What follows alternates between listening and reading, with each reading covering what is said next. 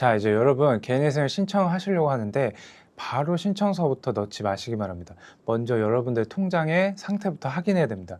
대출 있는 은행에 월급을 받고 있으면 여러분들 월급이 위험할 수 있고요.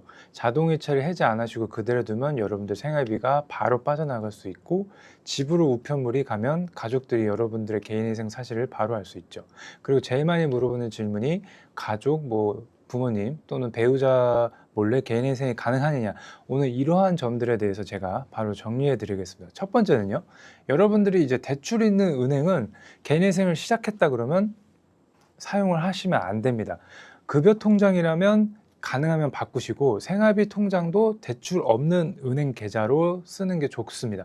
예를 들어 내가 국민은행에 신용 대출이 있는데 급여 통장도 국민은행이다. 그러면 이제 개인회생 신청하고 금지 명령이 나오기 전에 국민은행 통장에 돈이 있으면 국민은행 쪽에서 바로 이제 상계 처리될 수 있거든요. 이게 무슨 말이냐면, 국민은행 입장에서는 우리한테 갚아야 할 돈이 있는데 개인회생을 신청했네? 앞으로 돈을 못 받을 수 있겠구나, 이렇게 보고 여러분들 그 남아있는 통장 얼마 안 되는 잔액으로도 자기 채권을 먼저 회수하려고 할 수 있습니다. 그래서 대출 있는 은행은 절대 사용하시면 안 되고, 대출 없는 은행 계좌를 쓰시고, 가능하면 제가 다른 영상에도 많이 말씀드렸는데 새마을금고, 새마을, 신협 이런 쪽에 채무가 없으시다면 바로 그냥 가까운 지점 가셔서 계좌를 개설하세요. 그래서 새 계좌를 만들어서 생활비 통장으로 쓰시고, 개인회생 할 동안 급여 통장도 이 새마을이나 신협으로 지정을 하세요. 회사에서 급여 계좌 변경이 가능하면 바로 개인회생 신청 전에 여러분들 급여 통장을 바꾸시고요. 회사 사정상 바로 변경이 어렵다면 이 금지 명령이 나오기 전까지는 급여가 들어오자마자 생활비를 여러분들의 안전한 계좌로 옮기시는 게 좋습니다. 두 번째, 여러분들이 이 자동이체로 되어 있는 걸 무조건 다 해지하셔야 됩니다. 카드값, 대출금, 대출이자 나가는 자동이체는 모두 해지해 주세요. 이거 그대로 두면 여러분들 개인회생 준비 중에도 돈이 빠져나갈 수 있습니다. 여러분들 생활비로 쓰려고 넣어둔 돈이 예전 카드값이나 대출이자로 빠져나가면 정작 여러분들이 월세, 식비, 교통비, 변제금 등이 모자라게 될 수 있는 상황이 되니까 자동이체는 모두 해지해 주시고, 다만 통신비, 보험료, 공과금, 정수기, 렌탈료 같은 거는 무조건 끊어버리면 또 생활이 불편해질 수 있으니까, 이런 거는 아까 앞서 말씀드린 새로 만든 그 채무 없는 통장으로 그 자동이체를 걸어 두시고, 그다음에 이것도 불안하다 그러면, 좀 불편하지만 우리 옛날 고지서 같은 거 받으셔가지고 직접 납부하는 방식으로 바꾸시는 게 제일 안전합니다. 그리고 이 자동이체뿐만 아니라 여러분들의 카드 자동 결제가 있어요. 이것도 확인을 하셔야 돼요. 저 같은 경우는 카드 자동 결제로 넷플릭스가 매달 꾸준히 결제가 되거든요. 여러분들도 넷플릭스 쿠팡, 렌탈료, 보험료 이런 게 카드로 자동 결제가 돼 있다면 그것도 카드사 어플 확인하셔서 자동 결제 무조건 해지하시고, 개인회생 시작하면 여러분들은 신용카드가 없다고 생각하셔야 돼요. 체크카드만 계속 사용하셔야 돼요, 개인회생 절차 진행 중에는. 그리고 세 번째는 모임주 변경. 이게 뭐냐면, 예를 들면 이제 카카오 모임 통장이라는 게 있어요. 여러분들이 모임주라면 모임주를 변경하셔야 돼요. 예를 들어 조기축구 회비, 여행 모임 회비, 그 다음에 결혼식 선물 모임 통장 같은 걸 내가 모임주로 관리하고 있는데 내가 개인회생을 신청한다. 그러면 신청 전에 다른 친구나 이제 가족으로 모임주를 반드시 변경을 해주셔야 돼요.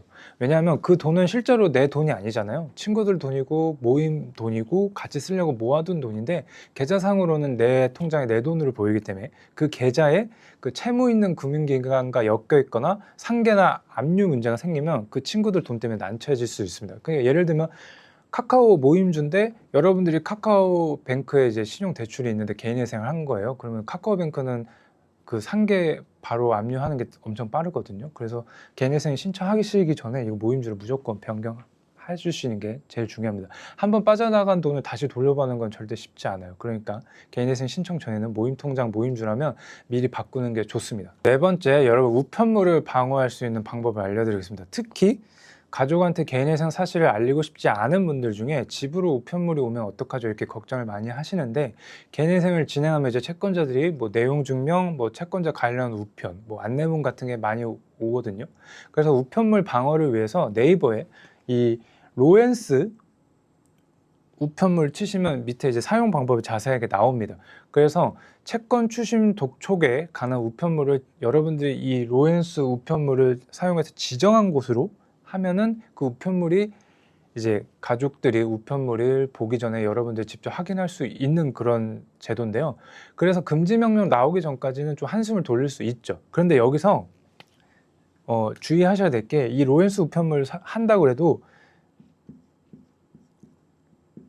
이 채권자들이 보내는 우편물을 100% 방어할 수는 없어요. 이게 무슨 말이냐면, 일반 우편물은 이제 여러분들 로엔스 우편물을 사용해서 지정한 곳으로 가는데, 그래서 한숨 돌릴 수 있는데, 결정적인 내용 증명 같은 거는 여러분들이 그 등본 주소지도 뒤져가지고 그쪽으로 이제 우편물 보내고요. 나중에는 채권 양도 통지서 같은 거는 이제 여러분의 등본, 뭐 초본, 현재 주소지를 모두 갈 수 있기 때문에 100% 방어는 할 수 없습니다. 근데 90% 정도만 방어 가능하다 꼭 기억해 주시고, 그러니까 가족 몰래 개인회생을 준비하는 분들은 우편물, 여러분들 연락처, 여러분들 주소 문제를 신청 전에 체크를 하셔가지고 이 로엔스 우편물 한번 참고해 주시면 될 것 같고요. 그리고 다섯 번째는요, 여러분들 통신비 채무를 확인하셔야 돼요. 핸드폰. 그래서 휴대폰 요금 미납도 개인회생에 당연히 넣을 수 있어요. 근데 통신비는 중요한 게, 그 휴대폰 요금 미납뿐만 아니라 여러분들 단말기 할부금, 그 다음에 소액 결제, 뭐 게임 같은 거, 핸드폰에서 게임에서 아이템 사면 그 소액 결제잖아요. 그 다음에 위약금, 이것도 개인회생 채권자 목록에 모두 포함할 수 있습니다. 그런데 휴대폰 채무는 여러분 통신사 하나로 끝나지 않는 경우가 많습니다. 단말 할부금, 기계값이죠. 이런 건 이제 서울보증보험으로 넘어가 있을 수도 있고, 소액 결제는 결제 대행사나 뭐 추심업체 쪽으로 넘어갈 수 있습니다. 그래서 통신사 미납 내용만 보면 안 되고, 여러분들 통신사 미납 내용, 뭐 서울보증보험 채무조회, 그다음에 소액 결제 관련 채무까지 같이 확인을 하셔야 돼요. 그리고 여러분들 그 핸드폰 번호 문제도 같이 좀 따져봐야 됩니다. 기존 통신사 미납금을 개인회생에 넣으면 기존 번호를 계속 쓰는 게 현실적으로 어려울 수 있습니다. 번호를 꼭 유지하셔야겠다면 개인회생 신청 전에 먼저 통신사에 전화해서 여러분들 그 번호 상태와 그 번호 이동 가능 여부를 먼저 확인을 하세요. 근데 그 미납된 금액을 처리해서 납부를 해결하지 않으면 불가능할 거예요. 그래서 번호가 바뀌어도 괜찮다면 기존 통신사 미납금은 개인회생 채권자 목록에 넣고, 선불폰, 뭐 선불폰이나 알뜰폰, 그런 거를 이제 추천을 드리는데, 그래서 이 선불폰, 알뜰폰에서 새 번호로 개통하는 방식이 제일 현실적이에요. 그래서 요즘 휴대폰은 단순히 전화만 하는 게 아니고 본인 인증도 해야 되고, 뭐 은행 어플도 사용해야 되고, 법원이 연락 올 수도 있어요. 그다음에 저희 대리인 같은 사람들이 그 여러분들한테 연락을 수시로 해야 되기 때문에 핸드폰이 없으면 안 되고, 휴대폰이 끊기면 이제 생활이 불편할 정도가 아니라 개인회생 절차 진행 자체가 안 될 수 있기 때문에 통신비 채무가 있다면 신청 전에 꼭 확인을 하셔야 돼요. 내 채무가 어디로 넘어갔는지, 두 번째, 기존 번호를 유지할 수 있는지, 세 번째, 안 되면 선불폰이나 알뜰폰 으로 대체할 수 있는지. 혹시 선불폰이나 알뜰폰 관련 상담이 필요하신 분들은 제가 영상 이 고정 댓글에 선불폰 업체 링크를 달아놓겠습니다. 알뜰폰이나 선불폰 업체도 워낙 많아서 찾아보는데도 시간이 많이 소요되잖아요. 한번 이런 업체도 있구나 참고해 주시면 좋을 것 같습니다. 그 여섯 번째, 배우자 몰래 개인회생 가능한지 문제입니다. 배우자 몰래 개인회생 할 수 있나, 이 질문을 정말 많이 받습니다. 결론부터 말씀드리면, 이 배우자 몰래 가족 모르게 개인회생 가능한 경우가 많습니다. 개인회생을 하면 법원에서 배우자 관련 서류를 요청하는 경우가 있습니다. 배우자의 뭐 소득, 재산, 보험 같은 부분을 확인해야 할 수 있기 때문인데, 그런데 이제 배우자에게 직접 그런 서류를 받아오라고 하면 현실적으로 어려운 분들이 많습니다.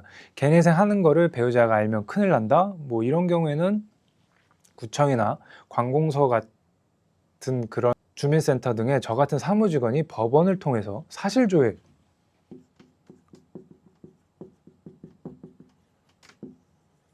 사실조회를 신청을 해서 그 필요한 자료를 받는 방식으로 진행을 하는 경우가 있습니다. 그러니까 배우자에게 직접 그 소득과 재산에 관한 서류 떼줘 하지 않고도 진행이 가능하긴 합니다. 근데 문제가 뭐냐면요, 엄청 오래 걸립니다. 그래서 배우자 몰래 개인회생이 가능하냐고 물어보면 실무적으로는 가능하다고 말씀드릴 수 있습니다. 근데 여기서 꼭 한 가지 생각해 보셨으면 하는 게 몰래 할 수 있다는 것과 끝까지 숨기는 게 과연 좋은 선택인지는 다른 문제입니다. 물론 각자 가족의 사정이 있겠죠. 배우자에게 말하면 가정이 깨질 것 같은 분도 있고 갈등이 너무 심해질까 봐 두려운 분도 있고 채무 사용처를 도저히 말하기 어려운 분도 있을 겁니다. 특히 뭐 채무 사용처가 유흥, 뭐 바람, 뭐 도박 같은 문제라면 가정의 평화를 위해서 비밀 유지가 필요한 거일 수도 있습니다. 그런 경우에는 저도 제3자 입장에서는 뭐 남의 가정사에 함부로 끼어들 수 없기 때문에 여러분들 원하시는 대로 진행을 해드립니다만, 그런데 그런 게 아니라면 한 번쯤 생각해 보셨으면 합니다. 여러분들 지금 개인회생이 위기라고 생각하신다면 이번 위기만 넘기면 여러분들의 위기가 끝일까요? 앞으로 돈 벌고 살아가면서 위기가 이번 한 번뿐일까요? 직장을 잃을 수도 있고요. 사업이 안 될 수도 있습니다. 갑자기 아파서 병원비가 생길 수도 있고 뭐 가족한테 갑자기 예상치 못한 큰일이 생길 수도 있습니다. 그때마다 혼자 숨기고 혼자 버티고 혼자 무너지는 방식으로 계속 버티실 수 있을까요? 여러분 이제 월드컵이잖아요. 손흥민도 패스해주는 사람이 없으면 골을 못 넣어요. 손흥민이 이제 기가 막히게 공간 침투하면 뭐합니까? 뒤에서 황인범이나 이강인 같은 선수가 패스를 해줘야 손흥민 장기인 그 스프린트를 할 수 있죠.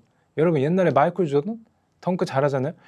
근데 로드맨, 뭐 스카트 피펜 같은 사람들이 다른 수비수를 막아줬었으니까 마이클 조던이 그렇게 헐헐 나른 거예요. 코비 브라이언트, 샤키온을 막 막아주니까 미친 듯이 드리블하고 막은 거예요. 동료가 필요해요. 아무리 잘하는 선수도 혼자서 경기 지배를 못합니다. 혼자서 경기 못해요. 개인회생도 마찬가지예요. 절차는 혼자 진행할 수 있습니다. 배우자 몰래 진행한 경우 많습니다. 하지만 회생 이후의 삶은 혼자 버티기 어려워요. 월급을 어떻게 쓸지, 생활비를 어떻게 줄일지, 카드 없이 어떻게 버틸지, 변제금을 어떻게 낼지, 다시 빚을 만들지 않으려면 어떻게 해야 할지 등의 문제는 가족의 협조가 있으면 훨씬 빨리 안정됩니다. 가족이 단단한 원팀이 되면 지금 위기도 빨리 벗어날 수 있고 남은 삶도 더 잘 버틸 수 있다고 제가 감히 생각이 듭니다. 그리고 현실적인 문제도 있습니다. 배우자에게 말하고 서류 준비를 협조받으면요 절차가 더 빨리 진행될 수 있습니다. 반대로 배우자에게 말하지 않고 사실조회로 자료를 받아야 한다면 사건 진행이 늦어질 수 있습니다. 원래 4개월이면 끝날 여러분들 개인회생 절차가 뭐 6개월, 8개월 걸릴 수 있다는 거죠. 물론 모든 사건이 그렇다는 뜻은 아닌데 배우자 협조 여부가 여러분들 개인회생 사건 진행 속도에 영향을 줄 수 있는 건 사실입니다. 그러니까 정말 비밀로 진행해야 하는 분이 아니라면 우편물, 연락처, 서류 준비를 더 꼼꼼하게 하셔야 됩니다. 그리고 언젠가 여러분의 배우자가 여러분들 개인회생 사실을 알 수 있다는 그 가능성까지 꼭 생각해 두셔야 합니다. 개인회생은요 여러분 부끄러운 절차가 아닙니다. 여러분들 망한 사람이라고 낙인 찍히는 절차가 아니라 다시 좀 살아서 제발 국가에 세금을 내줘 이렇게 법이 만들어 놓은 제도입니다. 그러니까 여러분 절대 개인회생 한다고 개인 파산 또는 개인 파산한다고 부끄러운 절차가 아닙니다. 다만 준비 없이 들어가면 너무 힘들어집니다. 신청서부터 정말 급하게 넣으려 하지 마시고 먼저 내 통장 대출 있는지 그리고 자동이체 해지했는지 그리고 모임 통장 변경했는지 그리고 우편물, 휴대폰, 배우자 문제까지 모두 체크를 해보시고 개인회생은 여러분 접수하는 순간부터가 아니라 준비하는 순간부터 시작입니다. 감사합니다.